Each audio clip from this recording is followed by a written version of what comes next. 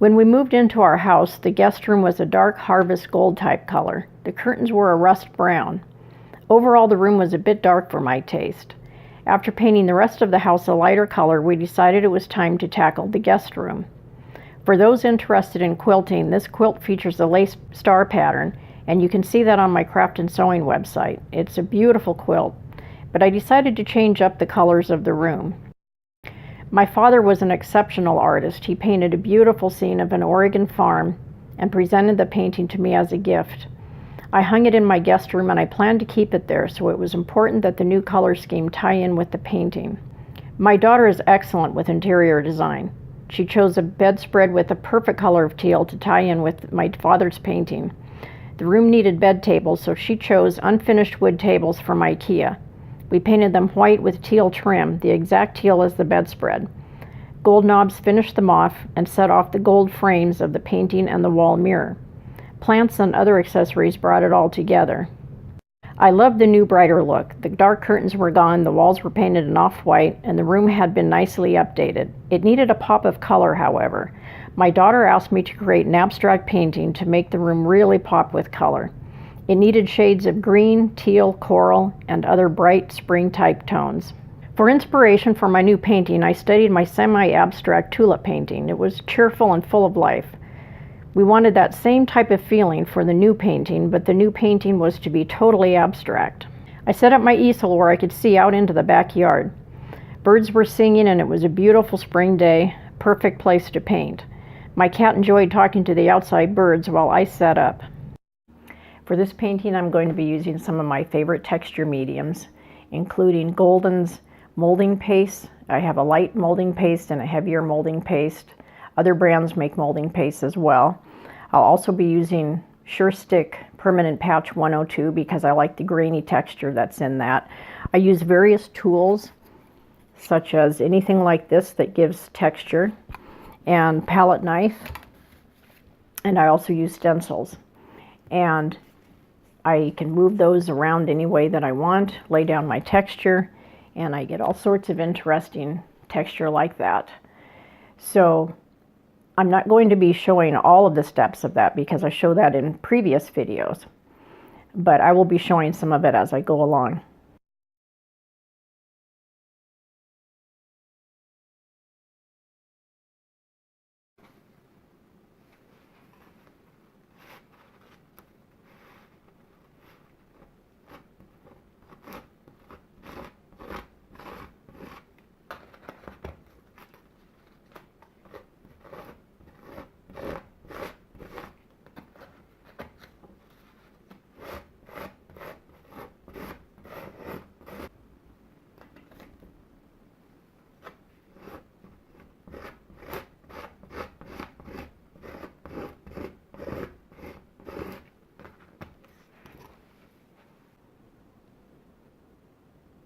These are close-up photos showing you the texture.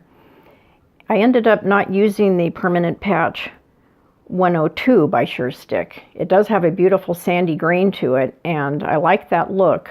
But after I got finished with all of my palette work with the stencils and the golden mediums, I decided that it really didn't need the sandy texture added. So I may change my mind and go back later. But for now, I'm really happy with the way it is. I try to get clear up to the corners because I don't want it to look like I got texture down all through the center of the painting and didn't actually carry it out to the edges. Not every edge has to be covered, but I try to just make it so that I don't have any obvious missing places. And another good tip is to overlap your stencil so you don't have an obvious little square patch of cross hatches and then another little square patch of hearts or something like that. So I overlap and lay down the texture many times. I don't worry about getting the entire stencil down. I just take pieces of each stencil. And that way I end up with a really pretty abstract pattern to the whole thing.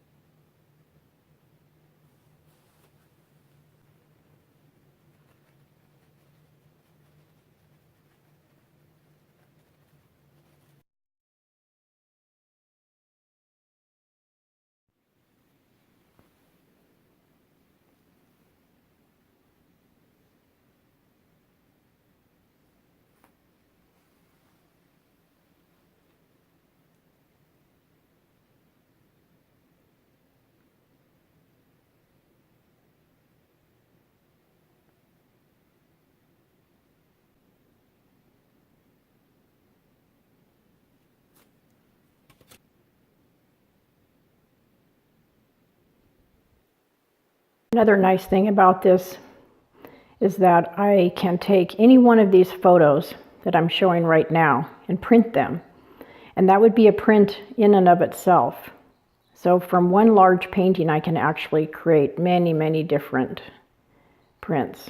And I like that. Now my painting is finished and I have signed it and I'm ready to put on my varnish. And for that I use Gamvar Gloss by Gamblin. And if you go to their website, they do give very good instructions. And one of the things that I do to help with my painting is I put small cups on the corners.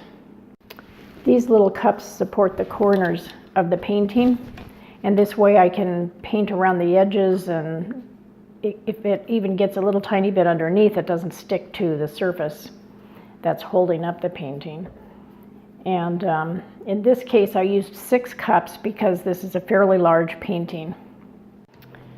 So the way I approach the varnish is to just pour a little bit out. I do it in sections at a time. So I'll probably just go across this end. It doesn't take much, like that amount that I just put down was a lot more than I needed. Probably about a capful here and there throughout the painting. And any kind of a fairly soft brush works, so I'll just use this one, and I have a lot of varnish here. It accidentally dumped out, but that's okay, I'll just move it on out. And you don't want to use too many brush strokes. You don't really have to overdo it. You just want to make sure that you cover all of the surface. And when you're finished with it, I let it dry, and then I look at my painting from different angles and let the light shine on it so that I can see where I have already varnished. So that's really about all there is to it. And the varnish protects the painting. It has UV protection in it.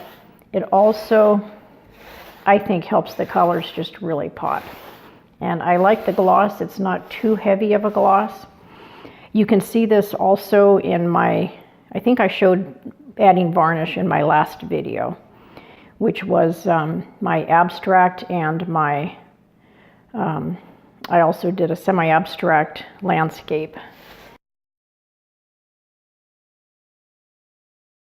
Those were 2 commission paintings that I did. So that's all there is to it. I just go in one direction and then in the other. You can go really in any direction and just make sure it's well covered. And I should also mention a couple of other things. I really love this varnish, but it's quite sticky. So it's better to keep it on a plate, because when you pour some in a cap, you might dribble a little down on the container, and I did that and it got on my plastic, which is fine. I don't really worry about that, but I can kind of wipe it up or just paint it out. And for the sides, I just use my brush and come along and just barely get the sides with whatever's left on my brush. I don't really need a heavy sheen on there, but it does protect it. And also in case there are any drips, I collect drips that way. So now I think it's evenly varnished and the shine is really nice and all of the texture comes out and shows really well. If I haven't mentioned it, I would use gloves when I use the Gamvar varnish. I didn't this time, so my hands are fairly sticky right now. I need to go wash them before I do anything else. Otherwise, I would pick up my camera right now and zero in on some of the close-up areas that I want to show you, but I will do that after I wash up. Now, even after washing up, my hands are just a little bit sticky, but they'll be fine. But you can see how the varnish brings out the texture and the color. The color is just seems to be so much brighter. I really like the effect of the varnish. So I'll let this thoroughly dry, and then it will be installed in the guest room, and I'll show a photo of what that looks like. I think it allowed a lot of really pretty color and texture to the room. Thank you for watching. To see more of my videos, please remember to subscribe.